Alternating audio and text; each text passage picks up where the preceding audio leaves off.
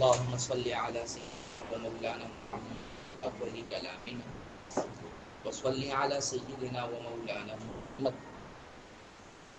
في أوسط كلامنا وصل على سيدنا ومولانا محمد في آخر كلامنا رب اشرح لي صدري ويسر لي أمري واحلل عقدة من لساني يفقهوا قولي رب زدني علما رب زدني علما رب زدني علما سبحانك لا علم لنا إلا ما علمتنا إنك أنت العليم الحكيم رب يسر ولا تعسر وتمم بالخير وبك نستعين يا فتاح يا عليم.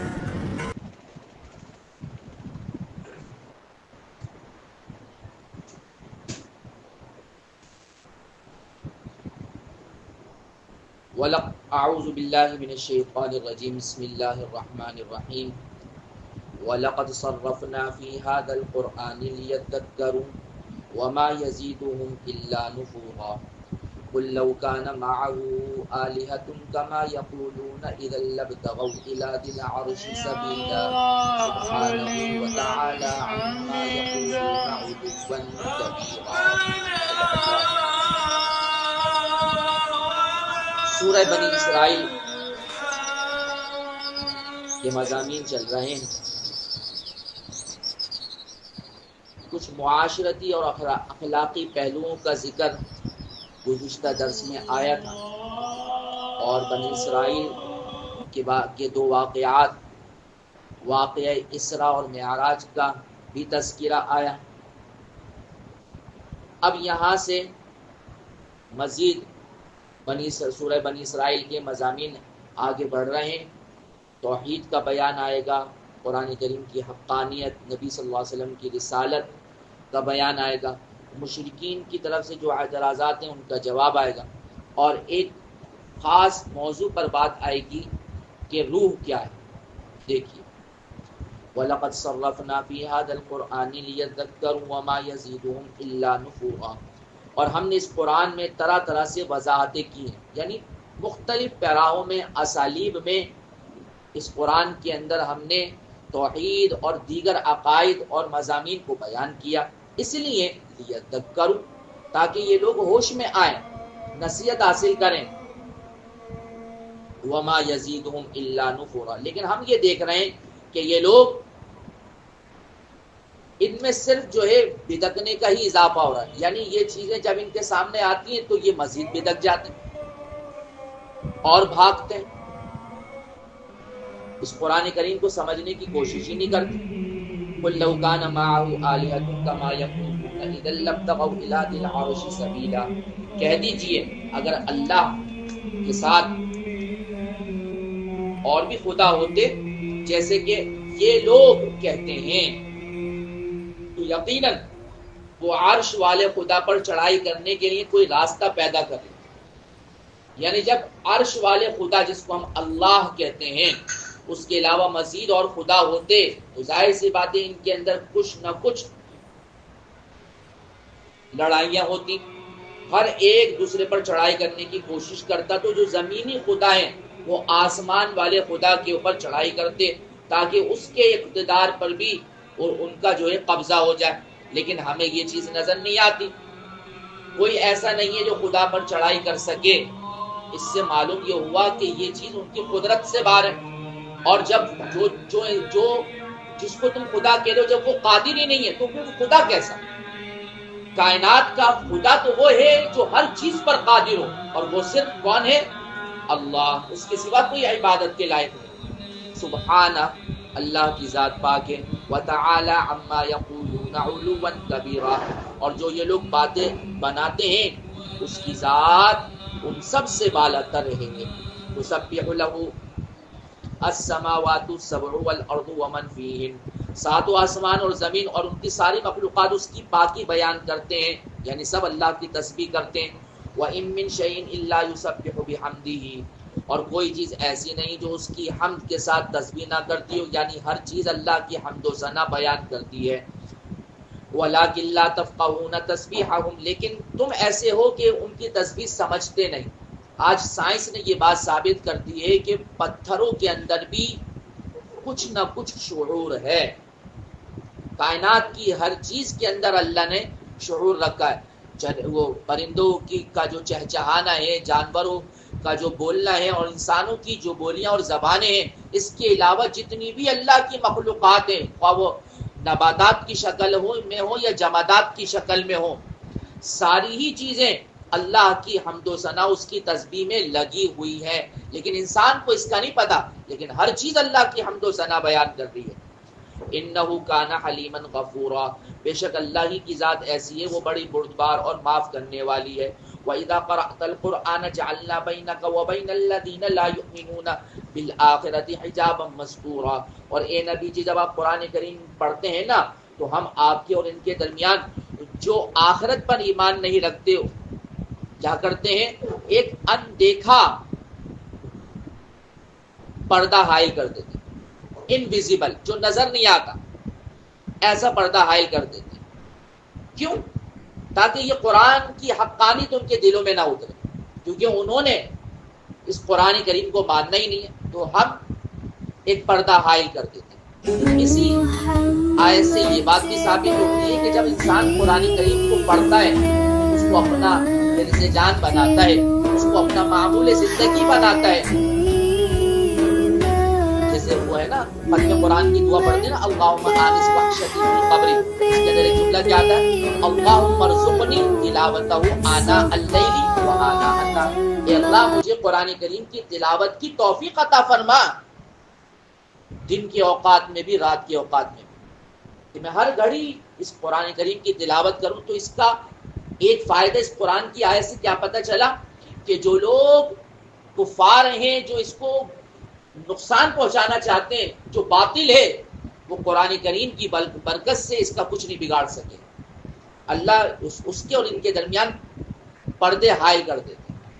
آپ یہ دیکھیے کہ جو ابھی فلسطین کی جو جنگ ہوئی، اس کے اندر آپ نے بہت ساری چیزیں وہاں سے آئیں جو دکھائی گئی، تو آپ کو ایک چیز سب میں نظر آئی ہوگی، وہ کیا کہ ہر ایک قرآن پڑھتا ہوا نظر آ رہا ہے. جو شہداء ہو رہے ہیں، پتہ چل رہا ہے کہ بھئی یہ سارے حافظ ہیں، یہ حافظ ہے. یہ ابھی قرآن کریم کو انہوں نے جو ہے نا پورا قرآن کریم بغیر اٹکن کے سنایا اور اس کی شہادت ہوئی ہے. اتنے حفاظ ہیں. یہ مجاہدین کی ایک جماعت ہے، حماس کی یہ جماعت ہے، اور اس کے اندر جو اس کو جگہ ملتی ہے کہ جو پکا ٹھکا حافظ ہو، قرآن کریم کے ساتھ ان کا عشق. تو اللہ نے دیکھے اس عشق کی بدولت، اس تعلق کی بنیاد پر اللہ نے ان کو سرخرو کیا. تو یہ بہت بڑی دولت ہے جو اللہ نے ہمیں اور آپ کو عطا کی ہے. اللہ اس کی قدر کی توفیق ہے. وَجَعَلْنَا عَلَىٰ قُلُوبِهِمْ أَكِنَّةً أَن يَفْقَهُوهُ وَفِي آذَانِهِمْ وَقْرًا، اور ہم ان کے دلوں پر ایسا غلاف چڑھا دیتے ہیں کہ وہ اس کو سمجھ نہیں پاتے، اور ان کے کانوں پر گرانی پیدا کر دیتے ہیں، یعنی سننے کو دل نہیں چاہتا. وَإِذَا ذَكَرْتَ رَبَّكَ فِي الْقُرْآنِ وَحْدَهُ، اور جب آپ قرآن کریم تنہا اپنے قرآن کریم میں ایک رب کا ذکر کرتے ہیں، وَلَّوْا عَلَىٰ أَدْبَارِهِمْ نُفُورًا، تو یہ لوگ نفرت کے عالم میں پیٹ پھیر کر چل دیتے ہیں. نحن اعلم بما يستمعون به اذ يستمعون اليك واذ هم نجوا، اور ہمیں خوب معلوم ہے کہ جب یہ لوگ آپ کی باتوں کو کان لگا کر سنتے ہیں تو کیا سنتے ہیں، کس لیے سنتے ہیں، اور جو یہ سرگوشیاں کرتے ہیں ہمیں سب کا علم ہے.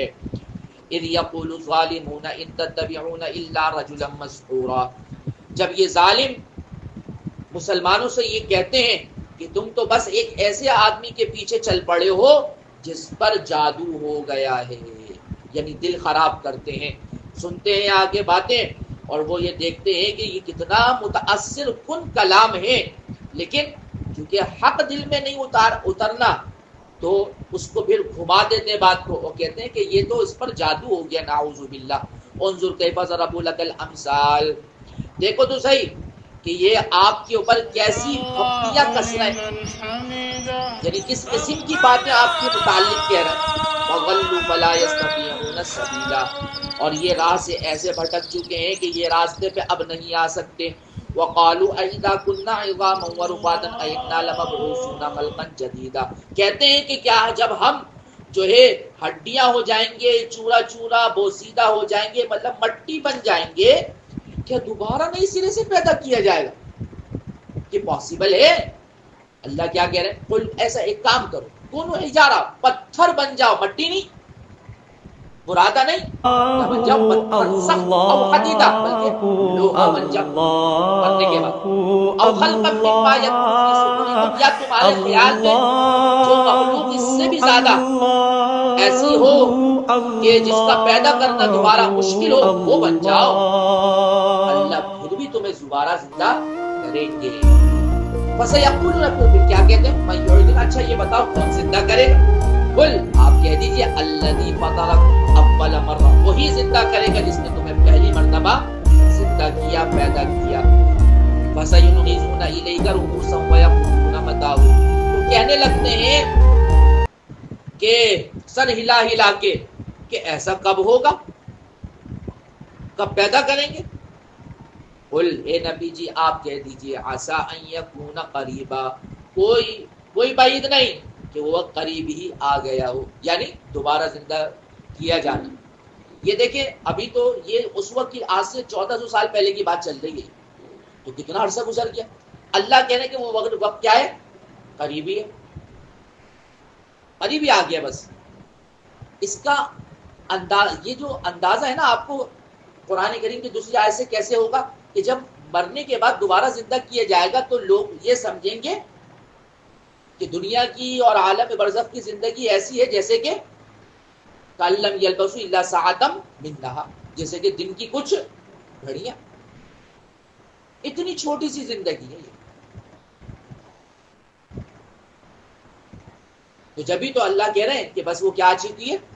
قریبی آ چکی، اس کے اعتبار سے کہہ رہے ہیں یوم یدعوکم فتستجیبون بحمدہ وتظنون ان لبثتم الا قلیلا، جس دن وہ تمہیں بلائے گا تو تم اس کی حمد کرتے ہوئے اس کے حکم کی تعمیل کرو گے، اور یہ سمجھ رہے ہوگے تم بس تھوڑی سی مدت دنیا میں رہے، جیسے میں نے ابھی بتا دیا کہ انسان یہ سمجھے گا کہ تھوڑا سا وقت رہے۔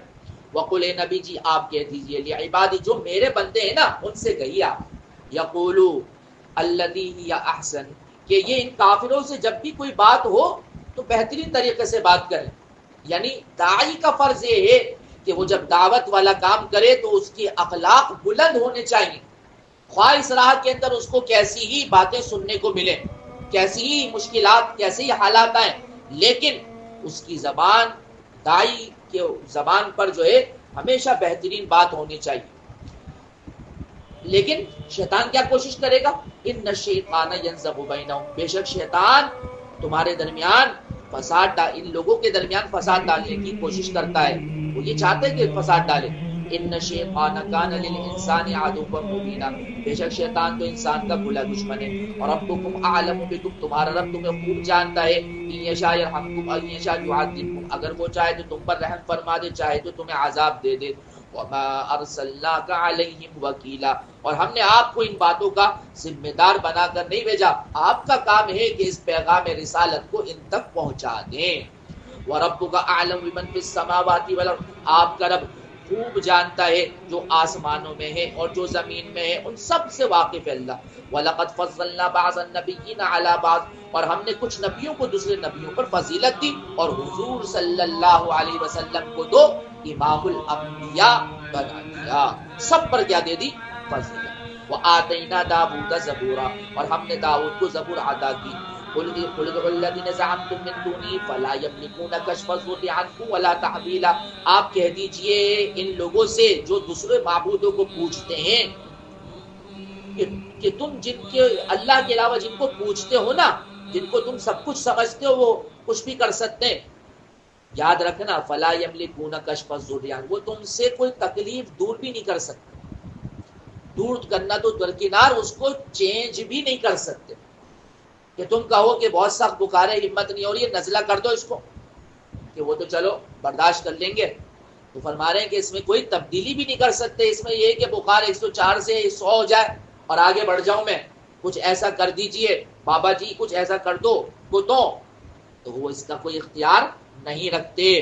اولئک الذین یدعون یبتغون الی ربہم الوسیلہ ایہم اقرب ویرجون رحمتہ ویخافون عذابہ، جن لوگوں کو یہ پکارتے ہیں نا وہ تو خود اپنے پروردگار تک پہنچنے کا وسیلہ تلاش کر رہے ہیں کہ اللہ تو ہمیں اپنا بنا لے، وہ تو ساری زندگی یہی کہتے کہتے چلے گئے۔ ان میں سے کوشش یہ ہے کہ وہ کون اللہ کا زیادہ قرب اختیار کر لے، اور وہ اس کی رحمت کے امیدوار رہتے تھے اور اس کے عذاب سے ڈرتے تھے کہ جن جگہوں پر جا کے تم سجدے کرتے ہو اور وہاں دھاگے باندھتے ہو اور وہاں ہاتھ پھیلا کر مانگتے ہو، ارے وہ جس سے مانگ رہے ہو وہ خود کس سے مانگ رہا تھا؟ اللہ سے. وہ خود اپنی مرادیں اللہ سے مانگ رہا تھا اور وہ یہ کوشش کر رہا تھا کہ میرا رب مجھ سے کیا ہو جائے؟ راضی ہو جائے. ان عذاب ربک کان محذورا، بے شک آپ کے رب کا عذاب تو ایسی چیز ہے جس سے ڈرانا ہی چاہیے. وَإِن مِّن قَرْيَةٍ إِلَّا نَحْنُ مُهْلِكُوهَا قَبْلَ يَوْمِ الْقِيَامَةِ أَوْ مُعَذِّبُوهَا عَذَابًا شَدِيدًا، اور کوئی بستی ایسی نہیں ہے جسے ہم روز قیامت سے پہلے ہلاک نہ کریں یا اسے عذاب نہ دیں. کان ذلک فی الکتاب مسطورا، اور یہ بات تقدیر کی کتاب میں لکھی جا چکی ہے. اب قیامت سے پہلے عذاب کیا؟ قیامت سے پہلے عذاب کا مطلب یہ ہے کہ یا تو ویسے ہی اللہ کا عذاب آئے گا کسی بھی صورت میں، یا پھر یہ ہے کہ قیامت سے پہلے ایک اللہ تبارک و تعالیٰ سب کو اپنی پکڑ میں لیں گے. اس سے مراد یہ ہے کہ دنیا کے اندر اللہ تبارک و تعالیٰ ہلاک کرے، جیسے کہ آگ آئے گی، سور آئے گا، یہ بھی عذاب کی ایک صورت ہے اور یہ اللہ کی کتاب میں لکھا ہوا ہے کہ ایسا ہوگا. وما منعنا ان نرسل بالآیات الا اور ہم کو نشانیاں جیسے بھیجنے سے کسی اور چیز نے نہیں روکا. یعنی یہ جو کافر کہہ رہے ہیں کہ ہمیں کوئی معجزات دکھائیے تاکہ ہم مان لے آئیں، تو ہم کیوں نہیں بھیجیں؟ اس لیے کہ ہمیں معلوم ہے کہ پہلے لوگوں نے بھی نشانیوں کو جھٹلایا کہ جب انہوں نے مانگی جھٹلا دیا. اور مثال دے رہے ہیں وہ آتے نہ سب ہم اپنے قوم سمجھ کو دی تھی تو آگے بولنے کے لیے نشانی کافر نے کیا کیا؟ اس کے ساتھ ظلم کیا. نشانی آنے کے بعد اور ہم نشانیاں کرانے کے لیے ہی بھیجتے ہیں. وَإِذْ قُلْنَا لَكَ إِنَّ رَبَّكَ أَحَاطَ بِالنَّاسِ وَمَا جَعَلْنَا الرُّؤْيَا الَّتِي أَرَيْنَاكَ إِلَّا فِتْنَةً لِلنَّاسِ وَالشَّجَرَةَ الْمَلْعُونَةَ فِي الْقُرْآنِ وَنُخَوِّفُهُمْ فَمَا يَزِيدُهُمْ إِلَّا طُغْيَانًا كَبِيرًا. اب اللہ مزید دو مثالیں دے کہ دیکھیے ہم نے آپ کو بھی معجزات دیے، لیکن انہوں نے کیا کیا کہ اور اے نبی جی وہ واقعات کیجئے جب ہم نے آپ سے کہا کہ آپ کا پروردگار اپنے علم سے تمام لوگوں کا احاطہ کیوں، یعنی ہمیں سب معلوم ہے کون کیسا ہے. دیکھیے وما جعلنا الرؤیا، ہم نے آپ کو ایک نظارہ دکھایا یعنی واقعہ معراج کروایا. التی اریناک، جو ہم نے آپ کو دکھایا تھا وہ کیا ہو گیا؟ الا فتنۃ للناس، یہ کافروں کے لیے فتنہ بن گیا. یعنی یہ ماننے کے لیے تیار ہی نہیں کہ ایک ہی رات میں اتنا لمبا سفر اور ساتوں آسمان کیسے ممکن ہے. آپ اللہ نے سارے پردے ہٹا دیے اور حضور صلی اللہ علیہ وسلم نے ان کے سوالات کے سارے جوابات دے دیے. اس کے باوجود ایمان نہیں لائے. یہ دیکھ لیا کہ آپ سے معجزات مانگ رہے، اتنا بڑا معجزہ واقعہ معراج، اس کا کیا کر بیٹھے؟ والشجرہ، اور فرمایا کہ ایک درخت جس پر قرآن کریم میں لعنت آئی ہے، اس سے مراد زقوم کا درخت ہے. یہ کافروں کے لیے ہوگا، یہ جہنم کی آگ میں ہی اگے گا اور وہاں پلے گا بڑھے گا اور یہ غذا بنے گا کافروں کی. تو یہ مذاق اڑاتے تھے کہ درخت اور آگ کا کیا جوڑ، جہاں آگ ہوگی وہاں درخت نہیں ہو سکتا اور جہاں درخت ہے وہاں آگ نہیں ہو سکتی کیونکہ آگ درخت کو کھا جاتی ہے. اللہ کہہ رہے ہیں کہ یہ چیز بھی ان کے لیے فتنہ بن گئی، جس کو ماننے کے لیے جانے کہ جو ذات ساری کائنات کو پیدا کر سکتی ہے وہ جہنم کی آگ میں درخت کو بھی پیدا کر سکتی ہے، اس کی خاصیت کو تبدیل کر سکتی ہے. اس کے لیے کیا مشکل؟ اچھا ہم تو ان کو ڈراتے رہتے ہیں لیکن ہوتا کیا ہے؟ اس ڈرانے سے ان کی سرکشی میں ہی اضافہ ہوتا ہے اور سخت سرکشی ہو جاتی ہے. سرکشی تب سرکشی آدم اور جب ہم نے کہا فرشتوں کو کہ سجدہ کرو آدم کو، تو وہ سارے سجدے میں گئے سوائے ابلیس کے. اللہ نے کہا قال اسجد، وہ شیطان کے قال اسجد لمن خلقت طینا، کیا میں اس کو سجدہ کروں جو اس سے پیدا کیا؟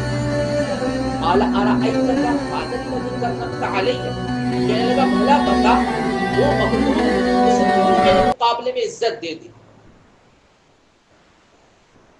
لئن اخرتنی الی یوم القیامہ، اگر اللہ سے کہہ رہا ہے اگر تو نے مجھے قیامت تک کی مہلت دے دی نا لَأَحْتَنِكَنَّ ذُرِّيَّتَهُ إِلَّا قَلِيلًا، تو اس کی اولاد میں سے تھوڑوں کے علاوہ باقی سب کو جبڑوں میں، سب کے جبڑوں میں لگام ڈال دوں گا، یعنی سب میرے پیروکار بن جائیں گے، جو میں کہوں گا وہ کریں گے۔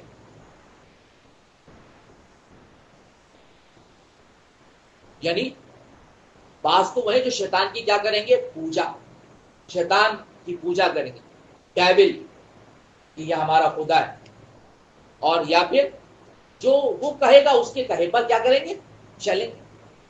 قال اذهب فمن تبعك منهم فإن جهنم جزاؤكم جزاء موفورا، اللہ کیا کہہ رہے ہیں؟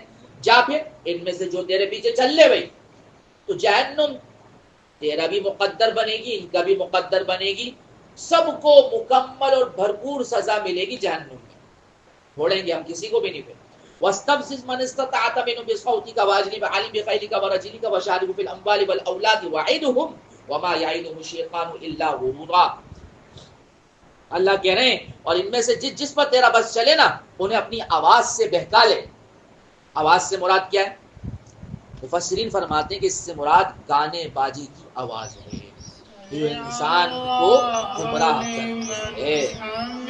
حدیث میں آتا ہے آپ صلی اللہ علیہ وسلم نے ارشاد فرمایا الغناء ينبت النفاق، یہ گانا باجا انسان کے دل میں کیا پیدا کرتا ہے؟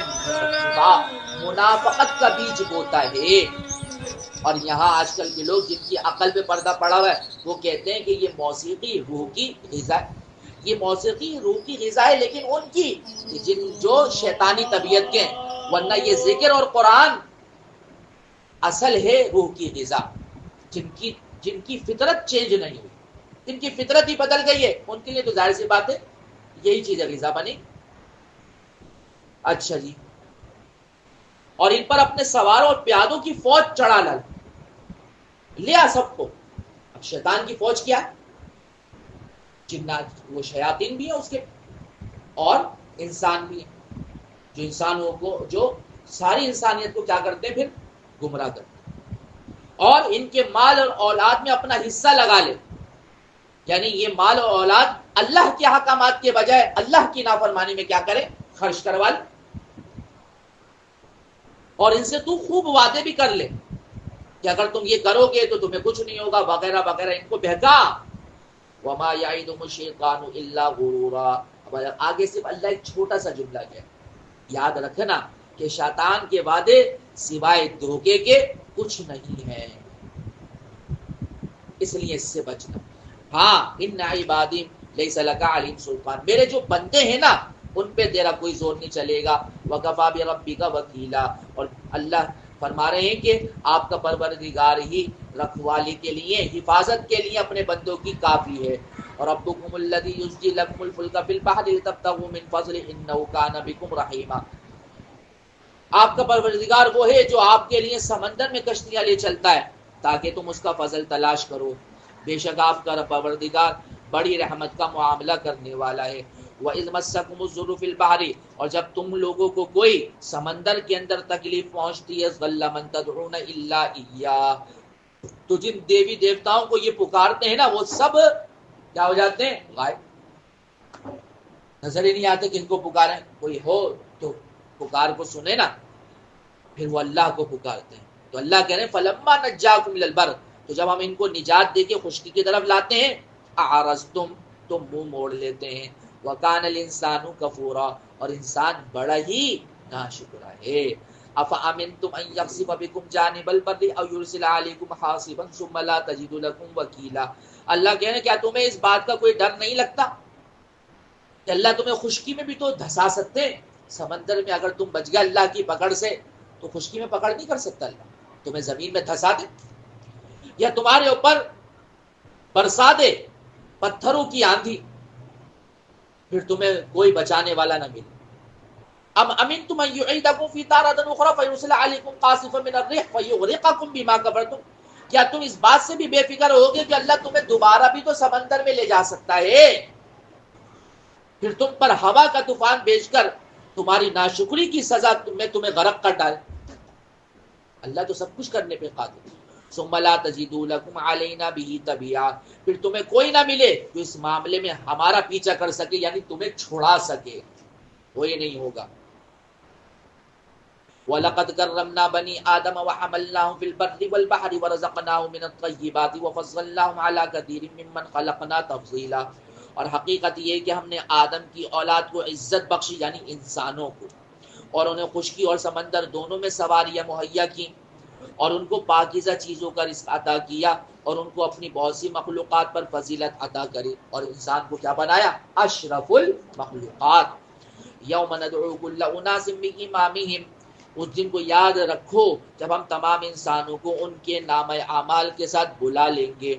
فمن اوتی کتابہ بیمینہ، پر جس کا نام اعمال دائیں ہاتھ میں دے دیا جائے گا، فاولئک یقرؤون کتابہ، وہ خوشی خوشی اپنے اعمال نامے کو پڑھے گا. ولا یظلمون فتیلا، اور ان پر ذرہ برابر بھی ظلم نہیں کیا جائے گا. اللہ ہمیں ان میں شامل کر لے. ومن کان فی هذه اعمی، اور جو شخص دنیا میں اندھا رہا، فهو بالآخرۃ اعمی، وہ آخرت میں بھی اندھا رہے گا. واضل سبیلا، اور زیادہ بھٹکا رہے گا. دنیا میں تو بھٹکتا رہا، آخرت میں بھی اس کا کوئی پرسان حال نہیں ہوگا. وَإِن كَادُوا لَيَفْتِنُونَكَ عَنِ الَّذِي أَوْحَيْنَا إِلَيْكَ لِتَفْتَرِيَ عَلَيْنَا غَيْرَهُ وَإِذًا لَّاتَّخَذُوكَ خَلِيلًا.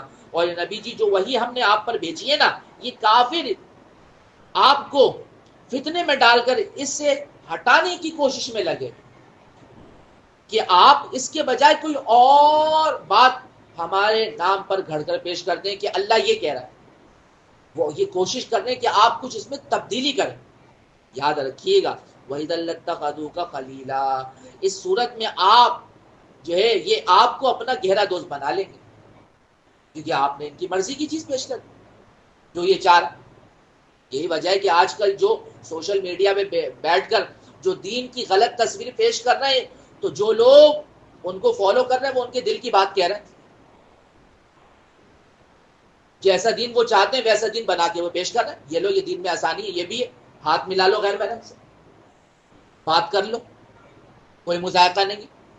اس قسم کے غلط قسم کی چیزیں پیش کر رہے ہیں. تو جو اس طبیعت کے لوگ ہیں وہ کہہ رہے ہیں کہ یہ تو بڑا اچھا دین ہے. تو ایسے اسکالرز کو پھر وہ کہتے ہیں کہ ہاں یہ ہیں عالم، یہ ان کی بات کا رد کر کے دکھاؤ. وَلَوْلَا أَن ثَبَّتْنَاكَ لَقَدْ كِدتَّ تَرْكَنُ إِلَيْهِمْ شَيْئًا قَلِيلًا. اگر ہم نے آپ کو ثابت قدم نہ بنایا ہوتا نبی جی، تو آپ بھی ان کی طرف کچھ جھکنے کے قریب جا پہنچتے. یعنی اتنی خطرناک چالیں یہ چلنے والے لوگ ہیں. اگر ایسا ہو جاتا کہ آپ ان کی طرف مائل ہو جاتے، اذا لأذقناك ضعف الحیات وضعف الممات ثم لا تجد لك علينا نصيرا. تو ہم آپ کو دنیا میں بھی دگنی سزا دیتے اور مرنے کے بعد بھی دگنی سزا ملتی، پھر آپ ہمارے مقابلے میں کوئی مددگار آپ کو نہ ملتا. لیکن حضور صلی اللہ علیہ وسلم تو معصوم تھے، اور آپ ہر موقع پر ثابت قدم رہے. اس کا تو احتمال ہی نہیں تھا کہ آپ کافروں کی کوئی بات مان لیتے. لیکن فرضی صورت بنا کے اللہ نے پیش کری کہ اگر ایسا ہو جاتا تو ان کو تو ایک سزا ملتی، آپ کو دگنی سزا ملتی. وَإِن كَادُوا لَيَسْتَفِزُّونَكَ مِنَ الْأَرْضِ لِيُخْرِجُوكَ مِنْهَا وَإِذًا لَّا يَلْبَثُونَ خِلَافَكَ إِلَّا قَلِيلًا. اس کے علاوہ یہ لوگ اس فکر میں بھی ہیں کہ اس سرزمین سے آپ کے قدم اکھاڑ دیں، یعنی مکہ، اور آپ کو یہاں سے باہر نکال دیں. یہ تصور میں لے کے آئیے گا کہ یہ مکہ کے اندر نازل ہوئی صورت، تو ابھی آپ کہاں ہیں؟ مکہ میں. تو یہ کوشش میں لگ رہے ہیں آپ کو یہاں سے کیا کریں؟ نکال دیں.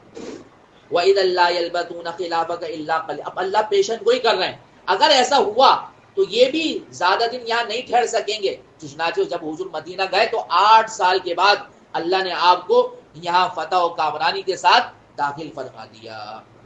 سنت من قد ارسلنا قبلک من رسولنا ولا تجد لسنتنا تحویلا.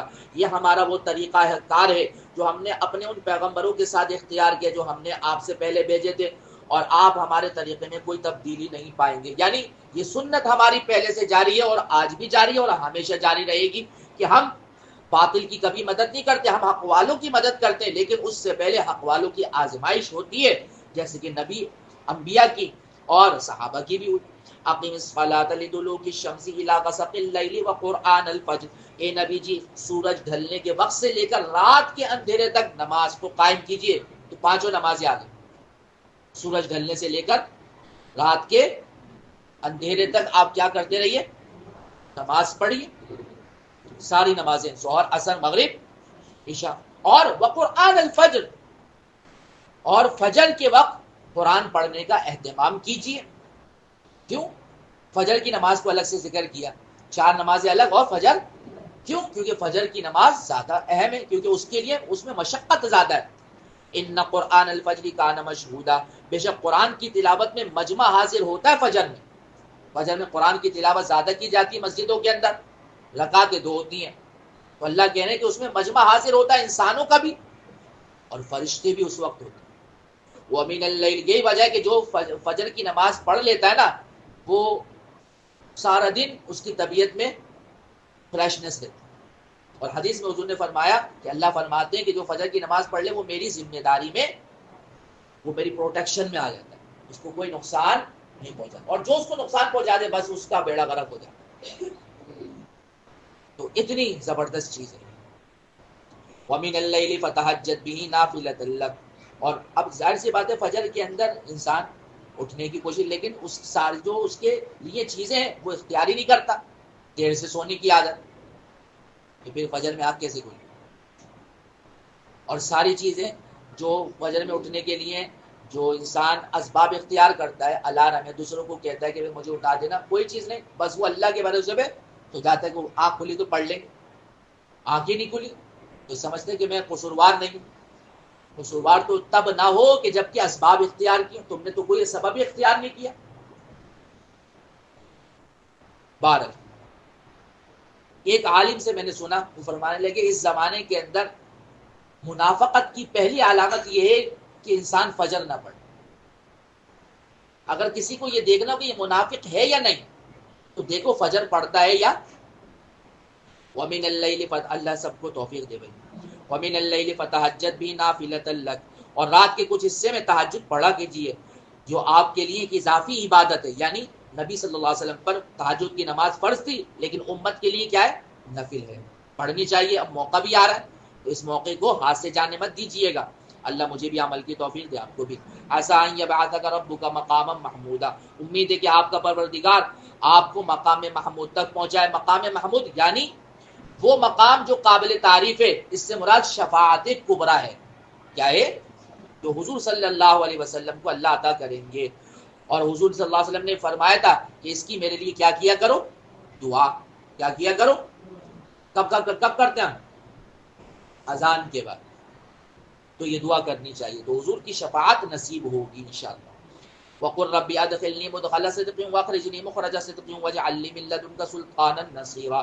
اور یہ آپ دعا کیا کیجئے, اے میرے پروردگار مجھے جہاں بھی داخل فرما اچھائی کے ساتھ داخل فرما, اور جہاں سے نکالیے اچھائی کے ساتھ نکالیے, اور مجھے خاص اپنے پاس سے ایسے اقتدار عطا فرما جس کے ساتھ تیری مدد شامل حال ہو. اس لیے جہاں بھی آپ جایا کریں, جیسے مدرسے آئیں, گھر پہنچی, تو یہ دعا پڑھنی چاہیے. صحیح ہے بھائی, علماء کہتے ہیں کہ یہ دعا پڑھنی چاہیے. ترجمہ سمجھ میں آیا کہ میرے وہ جہاں بھی داخل فرمائیے, مدرسے آئی ہوں, گھر میں آئی ہوں, تو یہ داخلہ کیا ہو, اچھائی کے ساتھ, بھلائی کے ساتھ, اس میں خوشیاں ہوں, راحتیں ہوں, عافیتیں ہوں. اور جب میں یہاں سے نکلوں تو تب بھی میرے ساتھ کیا کیجیے, اچھائی کا معاملہ فرمائیے. یعنی عافیت ہو, سہولت ہو, خیریں ہو, برکتیں ہو, شر سے محفوظ ہو. اور اپنے پاس سے خاص ایسا اقتدار عطا فرما جس کے میں تیری, یعنی جو بھی میں کام کروں, جو بھی مجھے ذمہ داری ملے, اللہ اس میں تیری کیا ہو, مدد شامل حال ہو جائے. تو بہترین دعا ہے, اس کو اپنا معمول بنانا چاہیے. صحیح ہے. وَقُلْ جَاءَ الْحَقُّ وَزَهَقَ الْبَاطِلُ, اور کہیے کہ حق آ پہنچا اور باطل مٹ گیا.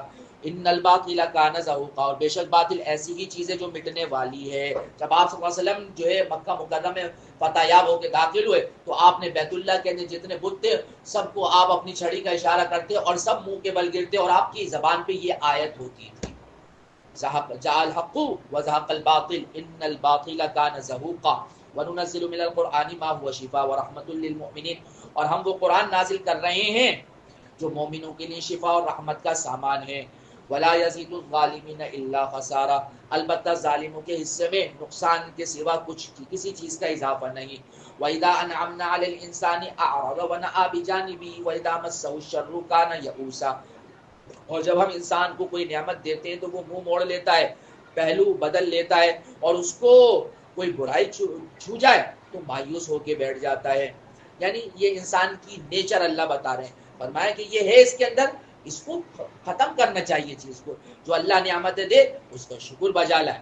قل کل یعمل علی شاکلتہ، ہو یہ رہا ہے کہ نبی جی آپ کہیے کہ ہر شخص اپنے اپنے طریقے پر کام کر رہا ہے، اپنے اپنے سرکل کے اعتبار سے چل رہا ہے. انسان کا شاکلہ کیا ہے؟ اس کا ظاہر اور باطن. ظاہر باطن سے مراد کیا ہے؟ یعنی جو اس کی جہاں وہ پل رہا ہے، بڑھ رہا ہے، اپنے اس کا گھر اور اس کا ماحول جو جہاں وہ باہر جا رہا ہے. یہ سرکل جو انسان کو یہ بناتا ہے اچھا یا برا. آپ کی گھر کی تربیت اور آپ کا باہر کا ماحول جیسا ہوگا ویسے ہی آپ پروان چڑھیں گے. گھر میں تربیت نہیں ہے اور باہر ماحول صحیح نہیں مل رہا تو آپ کیا ہے؟ خود بخود بگڑتے چلے جائیں گے. کوئی آپ کو کہے گا نہیں بگڑو، خود بخود آپ بگڑے. آئی سمجھ میں؟ وہ حدیث میں حضور صلی اللہ علیہ وسلم فرماتے ہیں نا کہ اگر انسان کسی عطار کے پاس بیٹھے تو خوشبو لگائے نہ لگائے خوشبو آئے گی، اور اگر بھٹی والے کے پاس بیٹھے اس کے ساتھ کام میں شامل ہو یا نہ ہو، دھواں تو نقصان تو پہنچائے گا. تو اس لیے جیسا ماحول ویسے ہی، جس کو کہتے ہیں نا جیسی روح ویسے فرشتے. وَرَبُّكُمْ، اصلی انسان کو خصوصیت کے ساتھ یہ توجہ دینی چاہیے کہ اپنی اولاد کی صحیح معنی میں تربیت کرے. تربیت اولاد ایک بہت ہی اہم موضوع ہے. اور یہ بھی دیکھیں کہ اولاد کہاں اٹھ بیٹھ رہی ہے، کیونکہ آگے جا کے اس کی جو ہے اس کے اوپر اس کی صحبت کا اثر پڑنے والا ہے. اور اس کا انسان کو پتہ نہیں چلتا، خود بخود اس کی لینگویج بدلے گی، خود بخود اس کی باڈی لینگویج بدلے گی، اس کا کردار بدلنا شروع ہو جائے گا، اس کی زبان بدلنا شروع ہو جائے گی. اور پھر آپ اس کو جو ہے چینج نہیں کر پائیں گے. پھر یہ کیا سوچتا ہے انسان کہ کوئی وظیفہ اسے کہ اولاد صحیح ہو جائے، تو وظیفہ اسے صحیح نہیں ہوتی ہے. تربیت اصل چیز ہے. یہی وجہ ہے کہ آپ دیکھیں باطل کی ساری محنت کس پر ہے؟ بچوں پر. کس پر کر رہا ہے؟ بچوں پر محنت کر رہا ہے. نصاب ہی ایسا رکھا کہ شروع سے غلامی ذہنیت کی نسل پروان چڑھ. صحت کے معاملے کے اندر آپ دیکھیں بچوں پر ہی حملہ ہو. ایسی چیزیں جو ہے لائی جا رہی ہیں دوائیوں کے نام پر، میڈیسن کے نام پر، کہ جس میں یہ دکھایا جا رہا ہے کہ ہم اس امت اس قوم کے خیر خواہ ہیں، لیکن پتہ چل رہا ہے کہ یہ چیزیں ایسی ہیں کہ جو بعد میں جا کے نقصان دیتی ہیں. ایسی ہی چیزیں لائی جا رہی ہیں کہ جس کے ذریعے سے بچوں کے اندر ایسا مواد دیا جا رہا ہے، موبائل کے ذریعے سے، انٹرنیٹ کے ذریعے سے بچوں کو دیا جا رہا ہے کہ جس کے اندر کارٹون ہے، جس کے اندر میوزک بھی ہے، ہر قسم کی چیزیں وہ دیکھ دیکھ کے بچہ اسی کو آبزرو کر رہا ہے، اسی طریقے سے وہ پروان چڑھ.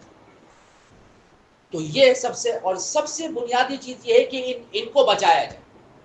یہ اس موقع پر بہت اہم چیز ہے. یہ بارہ دیکھیں آگے، وَيَسْأَلُونَكَ عَنِ الرُّوحِ، اور یہ آپ سے سوال کرتے ہیں روح کے بارے میں. یہ سوال جو ہے مدینہ منورہ کے اندر جو یہود رہتے تھے انہوں نے کہا تھا کہ آپ جائیے. وہ مشرکین کے کچھ لوگ آئے تھے، کہا کہ آپ ہمیں کچھ بتائیں اس کے بارے میں. کہا کہ اگر 3 سوالات ہم تمہیں دے رہے ہیں تو اگر یہ جواب دے دیں تو سمجھ جاؤ کہ یہ نبی برحق ہیں. پہلا سوال یہ تھا کہ روح کیا ہے. 2 سوال سورہ کہف میں آنے والے ہیں. یعنی اصحاب کہف کون تھے؟ غار والے. اور وہ شخص کون تھا کہ جس نے پوری دنیا کا سفر کیا، تو اس کے بارے میں سوال کرو. تو پہلے سوال کا جواب یہاں سورہ بنی اسرائیل میں یہ پوچھتے ہیں آپ سے روح کے بارے میں. آپ کہہ دیجئے قل الروح من امر ربی، روح تو میرے رب کا حکم ہے. وما اوتیتم من العلم الا قلیلا، روح میرے رب کا حکم ہے. یعنی اس کی مزید کیا حقیقت ہے اس سے قطع نظر، بس اتنا سمجھ لو کہ یہ میرے رب کا حکم ہے. جیسے کہ انسان کا وجود ایک مرد اور عورت کے ملاپ سے ہوتا ہے، یہ جسم وجود میں آتا ہے، لیکن کیا روح بھی ایسے ہی وجود میں آتی ہے؟ فرمایا کہ نہیں. روح اللہ کے حکم سے کیا آتی ہے؟ وجود میں آتی ہے. اللہ کا حکم ہوتا ہے روح وجود میں آ جاتی ہے. سارے انسانوں کی روح عالم ارواح میں ابھی بھی ہے. بس اتنا ہی اللہ نے اس حقیقت کو سمجھایا اور کیا کہہ دیا؟ وما اوتیتم من العلم الا قلیلا، تمہیں جو علم دیا گیا ہے وہ بس تھوڑا سا علم ہے، تھوڑا سا ہی علم ہے، اس لیے یہ بات باقی تمہاری سمجھ سے باہر، اس سے زیادہ تمہاری سمجھ میں نہیں آئی. وَلَئِن شِئْنَا لَنَذْهَبَنَّ بِالَّذِي أَوْحَيْنَا إِلَيْكَ ثُمَّ لَا تَجِدُ لَكَ بِهِ علینا وکیلا، اور اگر ہم چاہیں تو جو کچھ وہی ہم نے تمہارے پاس بھیجی ہے وہ ساری واپس لے جائیں، یعنی جو آپ کو قرآن دیا ہے وہ سب اللہ لے بھی سکتے ہیں، پھر آپ اسے واپس لانے کے لیے ہمارے مقابلے میں کوئی مددگار بھی نہیں پائیں گے، الا رحمتا من ربک، مگر یہ کہ آپ کے رب کی طرف سے آپ پر رحمت ہو رہی ہے کہ قرآن نازل ہونا شروع ہوا اور نازل ہوتا چلا جا رہا ہے، وہی کا سلسلہ جاری ہے۔ ان فضلہ کان علیک کبیرا، بے شک آپ کے رب کا فضل آپ پر بڑا عظیم ہے، بہت بڑا ہے۔ قل آپ کہہ دیجئے لئن اجتمعت الانس والجن علی ان یاتوا بمثل هذا القرآن لا یاتون بمثله ولو کان بعضهم لبعض ظہیرا، اگر تمام انسان اور جنات اس کام پر اکٹھے بھی ہو جائیں کہ اس قرآن جیسا قرآن بنا کر لے آئے، تب بھی وہ اس جیسا نہیں لا سکیں گے، چاہے وہ ایک دوسرے کے کتنے ہی مددگار بن جائیں۔ وَلَقَدْ صَرَّفْنَا لِلنَّاسِ فِي هَذَا الْقُرْآنِ مِنْ كُلِّ مَثَلٍ فَأَبَىٰ أَكْثَرُ النَّاسِ إِلَّا كُفُورًا، اور ہم نے انسانوں کی بھلائی کے لیے اس قرآن میں ہر قسم کی حکمت کی باتیں طرح طرح سے بیان کر دی ہیں، پھر بھی اکثر لوگ انکار کے سوا اور بات پر راضی نہیں ہے، یعنی انکار ہی کیے جا رہے ہیں، مان ہی نہیں رہے۔ وقالوا، اور وہی کیا کہتے ہیں، مطالبات دیکھیے کیا ہیں ان کے، لن نؤمن لک، کہ ہم ایمان نہیں لائیں گے آپ پر، حتی تفجر لنا من الارض ینبوعا، جب تک کہ آپ زمین پھاڑ کر ہمارے لیے ایک چشمہ نہ نکال دیں، او تکون لک جنت من نخیل وعنب فتفجر الانہار خلالها تفجیرا، یا آپ کھجوروں اور انگوروں کا ایک باغ پیدا کر دیں اور آپ اس کے بیچ میں زمین پھاڑ کر نہریں جاری کر دیں، او تسقط السماء كما زعمت علينا كسفا او تاتي بالله والملائكه قبيلا، یا جیسے آپ کہتے ہیں نا، کیا جیسے آپ کرتے ہو دعویٰ کرتے ہو تو آسمان کے ٹکڑے ٹکڑے کر کے ہم پر گرا دو، عذاب لیا، یا پھر اللہ اور فرشتوں کو ہمارے آمنے سامنے کیا تو ہم مان لیں گے آپ نبی ہیں، او یکون لک بیت من زخرف او ترقى في السماء، یا آپ ایسا کریں کہ ایک سونے کا گھر پیدا ہو جائے آپ کے لیے، آپ کم از کم اتنا تو کر سکتے ہیں، آپ نبی ہیں، اللہ آپ کو بنا کے دے دے، یا آپ آسمان پر چڑھ جائیے اور ہم آپ کے وَلَن نُؤْمِنَ لِرُقِيِّكَ حَتَّى تُنَزِّلَ عَلَيْنَا كِتَابًا نَقْرَؤُهُ، اور ہم آپ کے چڑھنے کو بھی اس وقت تک نہیں مانیں گے جب تک آپ ہم پر ایک ایسی کتاب نازل نہ کر دیں جسے ہم پڑھ سکیں، یعنی کتاب بھی ہمیں اپنی مرضی کی چاہیے۔ دیکھیں آپ نے کتنے فرمائشیں پروگرامنگ کی۔ قل سبحان ربی هل كنت الا بشر رسولا، اے نبی جی آپ کہہ دیجئے سبحان اللہ، بھائی میں تو ایک بشر ہوں جسے پیغمبر بنا کر بھیجا گیا ہے، اس سے زیادہ کچھ نہیں، یعنی یہ چیزیں جن کے تم مطالبات کر رہے ہو تو یہ تو خدائی اختیارات ہیں، اور میں خدا نہیں ہوں، میں تو ایک رسول ہوں۔